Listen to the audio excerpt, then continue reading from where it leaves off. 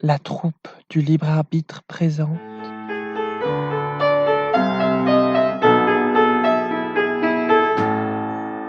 N'en resta plus aucune. Encore l'une de nous dont l'innocence est prouvée. Trop tard. Vous l'avez dit, monsieur le juge. Alors, je me suis trompé. C'est ce qu'il semblerait, Mr. Blore. De quoi est-elle morte, docteur? Elle allait très bien quand nous l'avons quittée. Je ne suis pas encore sûre, Lombard, mais voyez, cette marque sur son cou, je pense qu'elle a été faite par une seringue hypodermique. Regardez, une abeille. Rappelez-vous ce que je vous ai dit ce matin. Ce n'est pas cette abeille qui l'a piquée, Miss Claythorne. C'était une seringue tenue par une main humaine. Quel poison lui a-t-on injecté? À vue de nez, un cyanure quelconque. Probablement du cyanure de potassium, comme pour Anthony Marston. La mort par asphyxie a dû être instantanée. Mais cette abeille, ça n'est quand même pas une coïncidence. Oh non, ce n'est pas une coïncidence, Miss Vera, c'est la touche folklorique de notre assassin. Hein. Un sacré plaisantin, celui-là. Ça l'amuse de coller au plus près à sa fichue comptine. C'est fou, absolument fou, nous sommes tous fous.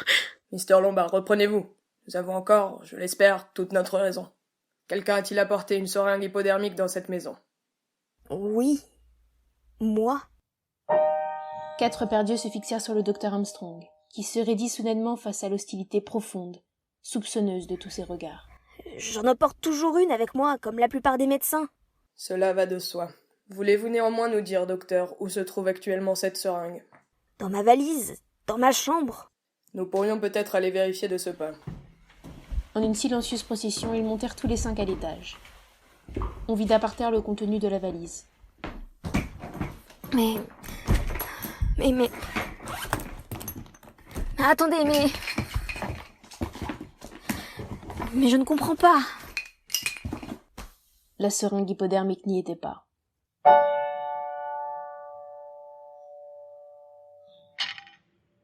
Il se fit un silence dans la pièce. Quelqu'un a dû me la prendre. Armstrong tournait le dos à la fenêtre. 4 paires d'yeux, soupçonneux et accusateurs, le fixaient. On a dû me la prendre, je vous dis. Nous sommes 5 dans cette pièce. L'un de nous est un meurtrier. La situation est extrêmement grave. Tout doit être mis en œuvre pour protéger les 4 d'entre nous qui sont innocents. Dr. Armstrong, permettez-moi de vous demander quels médicaments vous avez en votre possession. J'ai là une petite trousse médicale. Vous pouvez l'examiner. Vous y trouverez du bicarbonate de soude, du bromure et de l'aspirine. Rien d'autre. Moi-même, j'ai des somnifères. Des comprimés de sulfonal, je crois. Je présume qu'il serait fatal si on les administrait à haute dose. Et vous, Mr. Lombard, vous avez un revolver. Et alors? Alors voilà. Je propose que les médicaments du Dr. Armstrong, mes comprimés de sulfonal, votre revolver, soient rassemblés et placés en lieu sûr. Je veux bien être pendu si je vous donne mon revolver. Mr. Lombard, vous êtes un garçon vigoureux et solidement bâti, mais l'ex-inspecteur Blore est également un homme de robuste constitution. S'il le fallait, Blore aurait à ses côtés, pour lui prêter main forte dans la mesure de nos moyens, le Dr. Armstrong, Miss Claythorne et moi-même. Vous conviendrez donc que si vous décidiez de résister, vous auriez affaire à forte partie. Oh bon, très bien, puisque vous avez la situation en main. Vous êtes un garçon raisonnable. Où est-il ce revolver? Dans le tiroir de ma table de chevet. Bien. Je vais le chercher. J'estime qu'il serait préférable que nous vous accompagnions. On est soupçonneux, pas vrai? Ils enfilèrent le couloir jusqu'à la chambre de Lombard. Philippe alla ouvrir d'un coup sec le tiroir de sa table de chevet. Putain de bordel de merde! Le tiroir était vide.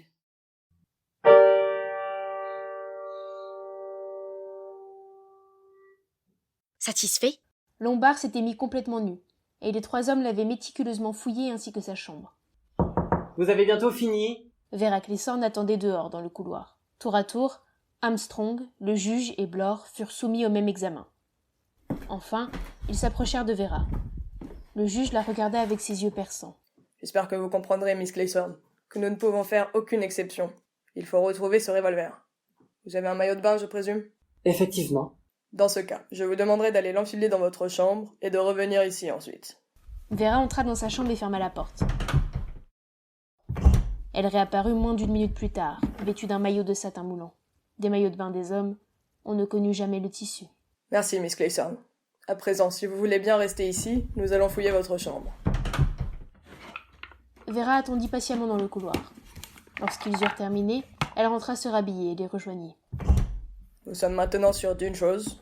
Aucun de nous 5 n'a d'armes ni de drogue mortelle en sa possession. C'est un bon point d'acquis.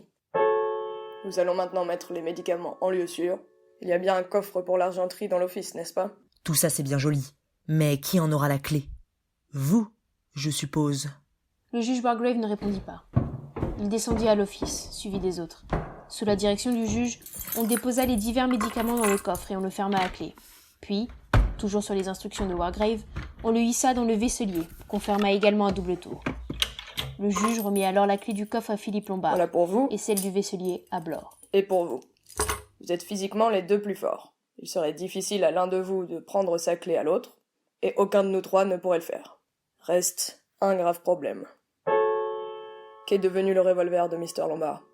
Son propriétaire doit le savoir mieux que personne. Bougre de tête de mule, Blore, je vous répète qu'on me l'a volé. Quand l'avez-vous vu pour la dernière fois? Hier soir.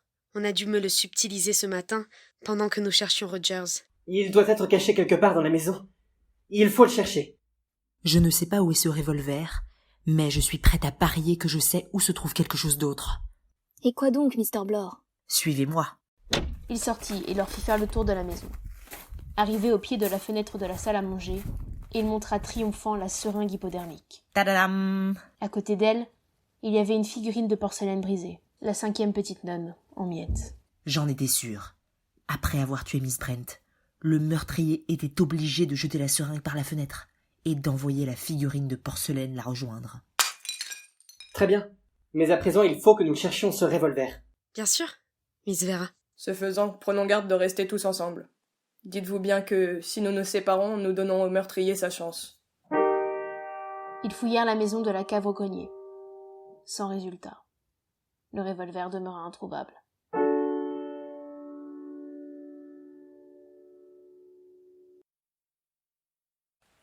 L'un de nous. L'un de nous. L'un de nous. L'un de nous. L'un de nous.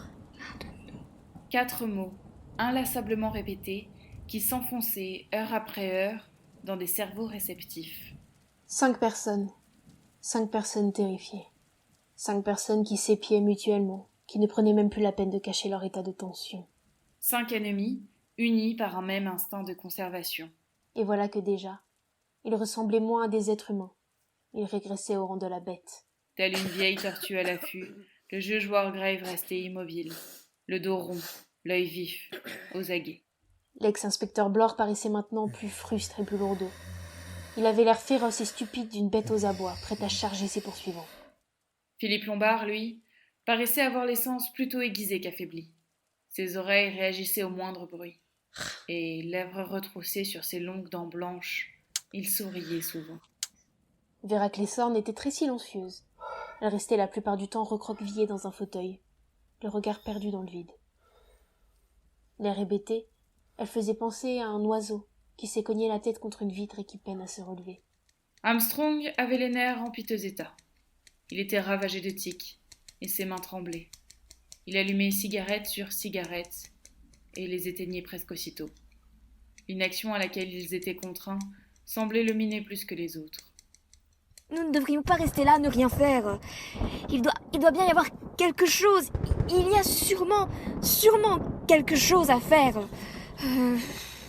Si nous allumions un feu. Par ce temps, Il tombait à nouveau des cordes.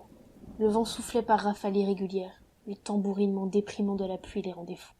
Sans se concerter, ils avaient adopté une même ligne de conduite. Ils restaient tous ensemble dans le salon. Une seule personne à la fois quittait la pièce. Les 4 autres attendaient le retour de la 5e. Ce n'est qu'une question de temps. La tempête va bien finir par se calmer. Nous pourrons alors faire quelque chose. Lancer des signaux, allumer des feux, fabriquer un radeau, que sais-je. Une question de temps, Lombard. De temps. Mais nous n'en avons pas du temps, Lombard. Nous serons tous morts. Pas si nous sommes prudents, docteur. Il faut que nous soyons prudents. Ils déjeunèrent à l'heure habituelle, mais sans plus de cérémonie. Tous les 5 dans la cuisine. Ils ouvrirent une boîte de langue en gelée et 2 boîtes de fruits au sirop. Puis, toujours groupés, ils regagnèrent le salon. Bien qu'on fût en été et qu'il ne fût encore que 2 heures, la pièce était plongée dans la pénombre. Lombard actionna l'interrupteur, mais les lampes ne s'allumèrent pas. Bien sûr. Rogers n'étant pas là pour s'en occuper, le groupe électrogène n'a pas été mis en route. J'ai vu un paquet de bougies à l'office. Autant s'en servir. Lombard sortit. Les 4 autres restèrent à s'observer mutuellement. Il revint avec une pile de soucoupes et une boîte de bougies. On en alluma 5 que l'on répartit dans la pièce. Lombard s'installa devant le clavier du piano, les mains fébriles. Dans la lumière vacillante, les doigts tremblants sur les touches, il semblait vouloir se rassurer lui-même. Mais désormais, leurs esprits étaient traversés de pensées hallucinatoires, fiévreuses, morbides.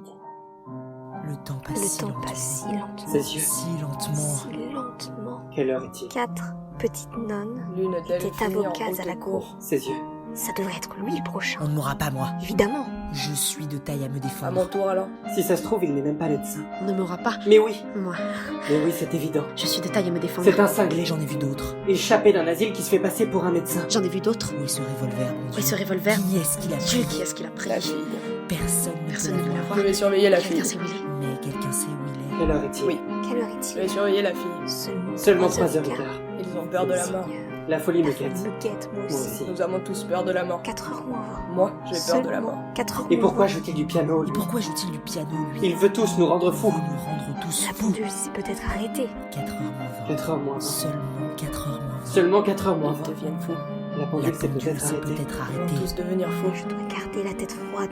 Pourquoi est-ce qu'on ne se réveille pas? Ça n'arrive pas. Réveille-toi. Ces choses-là. Le jour du jugement. Mais calme-toi, Ils calme-toi. deviennent fous. Non, pas ça. Ils vont tous devenir fous. Si seulement je pouvais réfléchir. Avocat à la cour. Oh, ma tête. On sait tout ce qui va y Quelle passer. Quelle heure est-il? Il se passe quelque chose dans ma tête. Oh Seigneur, Seigneur. seulement 4 heures moins le Seulement quart. 4 heures moins Elle le va quart. éclater. Gardez la tête Elle va froide. se fendre en On sait deux. tout ce qui va y Le tout passer. était garder la tête froide. Quelle heure est-il? Tout est parfaitement clair. 5 Tout est au point. Seulement 5 heures. Mais personne ne doit rien Ça soupçonner. devrait marcher.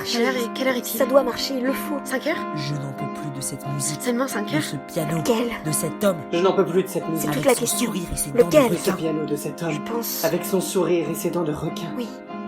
Lui. Arrêtez, s'il vous plaît.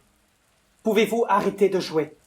Excusez-moi, Miss Vera, j'essayais de détendre l'atmosphère. Oui, eh bien ça ne marche pas. Je vous prie de m'excuser. Je vais monter dans ma chambre, m'asperger un peu d'eau fraîche. Vera se leva et se dirigea vers la porte. Puis, se rappelant qu'il n'y avait pas de lumière, elle revint prendre une bougie dans la boîte. Elle monta l'escalier et longea le couloir jusqu'à sa chambre. Comme elle ouvrait la porte, elle s'arrêta brusquement, clouée sur place. Cette odeur, Ses narines palpitèrent. La mer, c'est l'odeur de la mer à Saint-Trédnic. c'était ça. Impossible de s'y méprendre. Évidemment, ça sentait aussi la mer sur une île, mais là, c'était différent. C'est l'odeur de la mer sur la plage ce jour-là, à marée basse, avec les rochers couverts d'algues qui sèchent au soleil. Je veux nager jusqu'à l'île, Miss Trésor. Tais-toi, Cyril. Pourquoi je ne peux pas nager jusqu'à l'île? Tais-toi. Cette question. Cette même question tous les jours. Si ça n'avait pas été pour Cyril et ses questions stupides, Hugo l'aurait épousée. Hugo, Mais est-ce que Hugo n'était pas là, près d'elle? Hugo, Non. Il l'attendait dans la chambre. Hugo, j'arrive. Elle avança d'un pas. Je deviens folle. Hugo n'est pas là. Il n'y a personne. Un courant d'air venant de la fenêtre souffla la bougie. La flamme vacilla et s'éteignit. Dans le noir, soudain, elle eut peur. Ne sois pas ridicule. Tu n'as rien à craindre. Les autres sont en bas. Tous les 4. Il n'y a personne dans la chambre. C'est impossible. Tu te fais des idées, ma petite. Pourtant, cette odeur, l'odeur de la plage de Saint-Trédénic, ce n'était pas un effet de son imagination. C'était réel.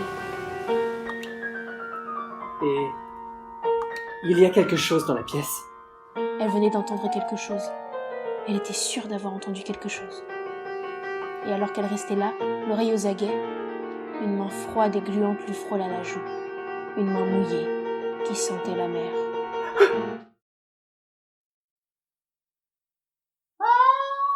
Vera hurla. Elle hurla. hurla, poussa des clameurs de peur panique, des appels à l'aide sauvages et désespérés. Elle n'entendit pas le remue-ménage au rez-de-chaussée. Que se passe-t-il? Chaise renversée, porte qu'on ouvre, pas précipité dans l'escalier. Miss Vera, Mon Dieu, qu'est-ce qui se passe? Elle recouvra ses esprits en voyant des lueurs tremblotantes sur le seuil, des bougies, des hommes qui s'engouffraient dans la pièce. Bon sang, mais qu'est-ce que... Elle frissonna, fit un pas en avant et s'effondra sur le plancher. À demi consciente, elle sentit que quelqu'un se penchait sur elle, la forçait à courber la tête entre les genoux. Bon sang, mais qu'est-ce que c'est que ça? regardez-moi ça. Vera ouvrit les yeux, leva la tête et vit ce que regardaient les hommes aux bougies. Un large ruban d'algues humides pendait du plafond. C'était ça qui, dans l'obscurité, s'était plaqué sur sa gorge. C'était ça qu'elle avait pris pour une main gluante, la main d'un noyé, revenu d'entre les morts pour lui serrer le cou jusqu'à ce qu'il ne lui reste plus qu'un souffle de vie. C'était une algue, rien qu'une algue. D'où l'odeur. Elle défaillit. Des vagues de nausées se succédèrent. De nouveau, quelqu'un la força à se pencher en avant. On pressait un verre contre ses lèvres. Buvez ça. Ça sentait le cognac. Elle était sur le point d'avaler l'alcool avec gratitude, quand soudain, une mise en garde la réveilla brusquement. D'où vient ce cognac? Je l'ai pris en bas. Je ne le boirai pas. Bravo, ma grande Vera. Même si vous avez eu la plus belle frousse de toute votre existence, vous n'avez pas perdu le nord. Je file vous chercher une bouteille non débouchée. Merci, Philippe. Ça va maintenant. Je vais boire un peu d'eau. Bien sûr, je vous accompagne. Armstrong l'aida à se mettre debout. Cramponnée à lui pour ne pas tomber, elle tituba jusqu'au lavabo, ouvrit le robinet d'eau froide et le laissa couler avant de remplir son verre. Non mais... Ah, ce cognac est tout ce qu'il y a d'ok. Qu'est-ce que vous en savez, Mr. Blore? Je n'ai rien mis dedans. C'est ce que vous insinuez, docteur, je suppose. Je ne dis pas que vous l'ayez fait, mais je prétends que vous auriez pu le faire, ou que quelqu'un d'autre aurait pu tripatouiller cette bouteille en prévision précisément de cet incident. Et voilà, un tire-bouchon et une bouteille encore capsulée. Regardez ma petite canne, pas l'ombre d'une entourloupe. Vous feriez bien de boire ça, Miss Clayson. Vous avez subi un sacré choc. Vera en but une gorgée. Son visage reprit des couleurs. Eh bien, voilà un meurtre qui ne s'est pas déroulé comme prévu.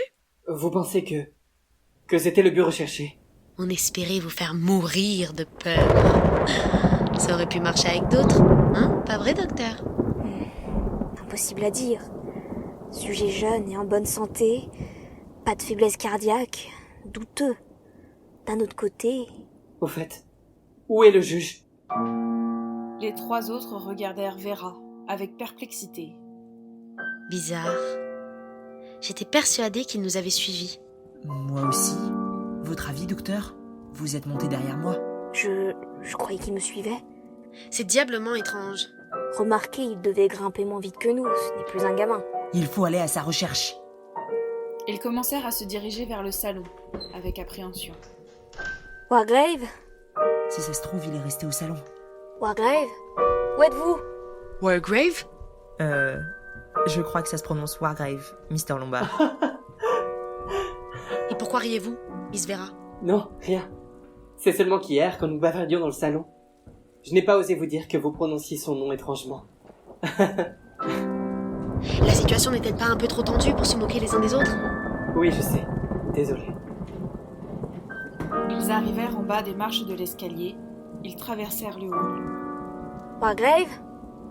Monsieur le juge? Wargrave?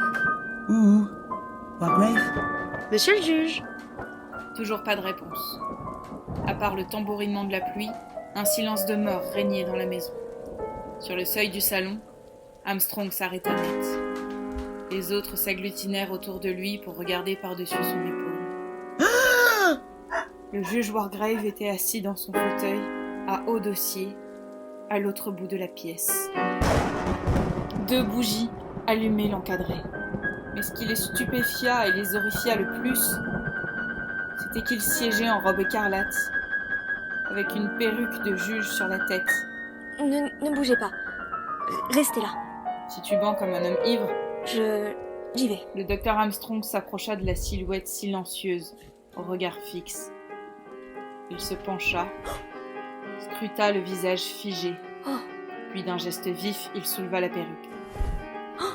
Celle-ci tomba par terre, découvrant le front haut et dégarni, avec au beau milieu une marque ronde, poisseuse, où quelque chose avait coulé. Le docteur Armstrong souleva la main inerte et chercha le pouls. Il se tourna vers les autres. Tué d'une balle dans la tête. Bon sang, le revolver! La balle a traversé le crâne, mort instantanée. Vera ramassa la perruque. Les chevaux de laine grise que Miss Brent avait perdus. Et le rideau rouge qui avait disparu de la salle de bain. Voilà donc à quel usage on les destinait. Philippe Lombard se mit alors à bondir sur place. 5 petites nonnes étaient avocates à la cour. L'une d'elles finit en haute cour. N'en resta plus que 4. Ainsi finit Wargrave. Wargrave, le pourvoyeur de la potence. Plus jamais il ne prononcera de sentence. Plus jamais il ne coiffera la toque noire. C'est la dernière fois qu'il siège au tribunal. Plus jamais il n'enverra des innocents à l'échafaud. Il rirait bien. Édouard s'étonne s'il était là. Seigneur, comme il rirait. Les autres furent surpris et choqués par son éclat. Pas plus tard qu'hier après-midi, vous prétendiez que c'était lui. Oui, c'est vrai. Eh bien, je me trompais. Comme il disait, encore un de nous dont l'innocence a été prouvée trop tard.